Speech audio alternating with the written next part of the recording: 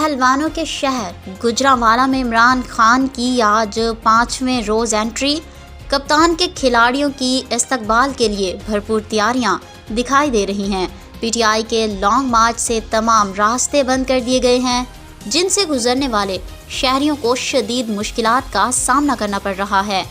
इस हवाले से शहरियों का एसएम न्यूज़ से गुफ्तगू करते हुए कहना है, बंद किया हुआ है, लॉन्ग मार्च है, उधर नहीं रहा है, खुदा का वास्ता खासा आप निकल जाए, हमारी जान छोड़ दें। हमने भी अपना कारोबार करना है।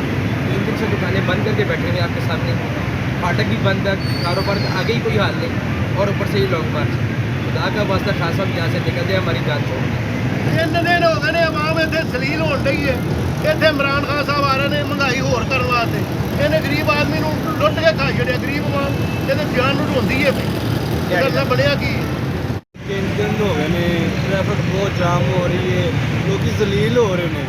कई दियाँ डिलीवरियाँ ने आवाम करने कर रही है, मोटरें हथ जोड़ रही है सर, वो जान नहीं दे रहे। बहुत ही हद पर भी जोड़ते पे ने, वो आंदे ने सानू सर कट रहे हैं। 2-3 रस्के मोटरियां ने भने ने, मास्टर शहर के कट के कोल मेरी ट्रक की गड्डी ही पहला, वो इन्हें रोक के रखा ही, उन्हें मैंने जान दिखाएगा, मेरी दिहाड़ी भी टुटी है, नुकसान भी मेरी गड्डी का किया ही। जो मालक से उन्हें मैंने बहुत गल्लां कीतियां, सर रात सारी मोटर जलील होंदा रहा। मैं 3 बजे फिर घर के आया, गड्डी मेरी रोड से ना फड़ गई, चाबी मेरी मैं खोल नहीं मोटर।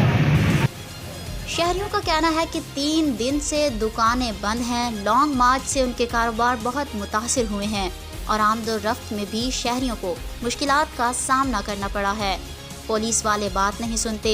शहरियों का कहना है कि जल्द ये लॉन्ग मार्च ख़त्म हो जाए ताकि हमारी दुकानें खुल सकें।